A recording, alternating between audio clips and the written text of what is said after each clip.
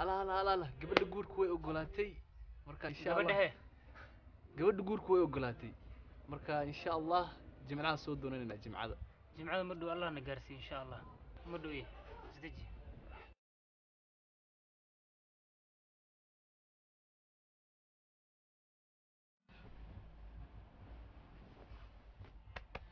ala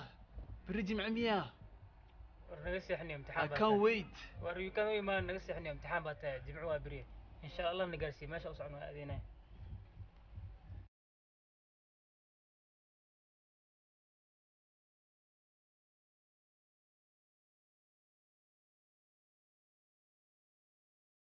walaal diyaar ma tahay walaal diyaar ilaahayow ii fududeey yaa rab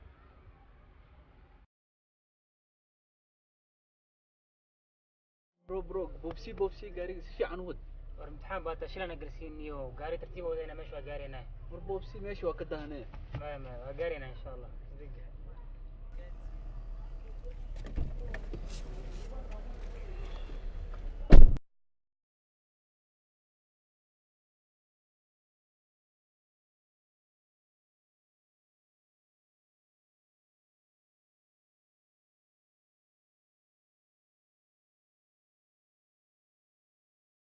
برا محمدو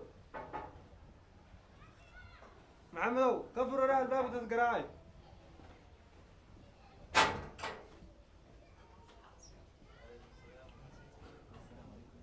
السلام عليكم وعليكم السلام ورحمة الله وبركاته في عندك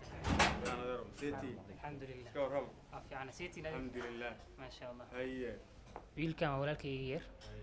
arrintu way naga soo horeysay marka insha Allah asagaan waxa uu rabay gabadha Faadumo ay ahayd marka arrintaas kugu imaanay hooyo aabin way maqan yihiin marka halkaan aniga u joogo oo mas'uulka ah marka arrintaas u soconaa hadii inaad naga qaabishaarnay na soo dhaweeyso ma yaadar soo dhawaada horta gabadhu way ii sheegtay warka hadee idinkuna rag dhalinyaro baatiin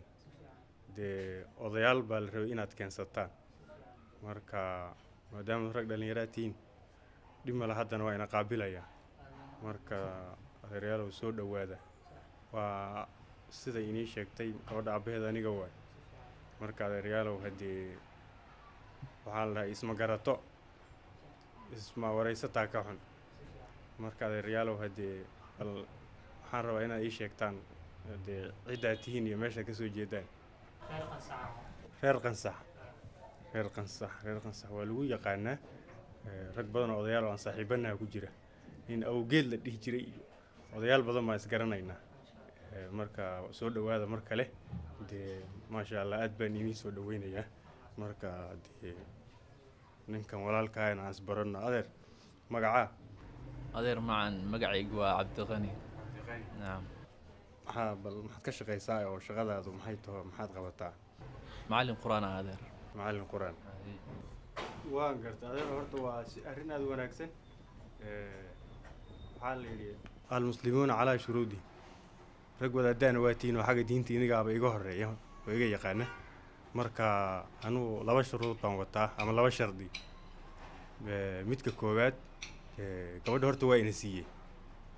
oo hadda gabadhu waa inima diidin laakiin shuruudaha aan wato waa inaad soo buuxisaan midda koowaad gabadha meherkeedu $10,000 waay laakiin waxaan ku heshiinay $500 adeer $500 ma gabadh lagu helo adeero $500 gabadh biilka hal maalin lagu soo adeegtay ba dhannayn meesha la joogo waa inaad la socotid arrimaha iyo xaaladda xilliga la marayo midda labaad gabadha waa inay guri ay leedahay guri filaa in loo dhiso way gabadhu 18 sano soo korinay oo madrasa ka soo bixinayo gabadhu xaafiz quraan waa iskuul bay soo dhamaysay jaamacad diini way soo dhamaysay tii maadiga hadda ku jirta marka gabadh ciyaartaas loogu imaanayo ma adeero hadee saasaad ogaanaysaa shuruudahaas soo buuxinaysaa hadee odayaal waan leeyahay saaxiibo badan oo nin hadee magaalada caamka aan ahayn rag badan baa imaanay markay maqlaan gabadhii Faadumo ahayd baa la soo doonay hadee way weynta hawshu gaari waa inaad soo maalinta gaari inaad soo rartaan waaye waa hadda odayaal baa ugu fiican inay imaadeen ininku niman dhallinyaraa tihiin dee shuruudaha ka soo baxa balan isku imaana mar kale adeer assalaamu calaykum waa sii bixina insha allah alaykum salaam soo dhawaada dhowna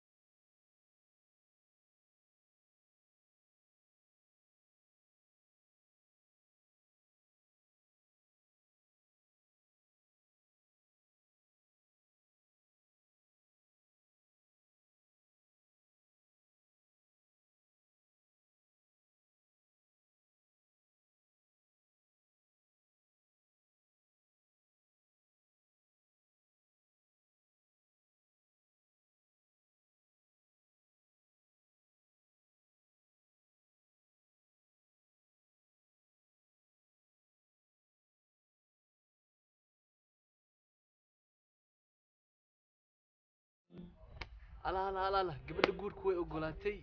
marka insha Allah gabadha guurku way ogolaatay marka insha Allah jimcaha soo doonanayna jimcada jimcada ma dhow allah na gaarsiin insha allah ma dhow isdeji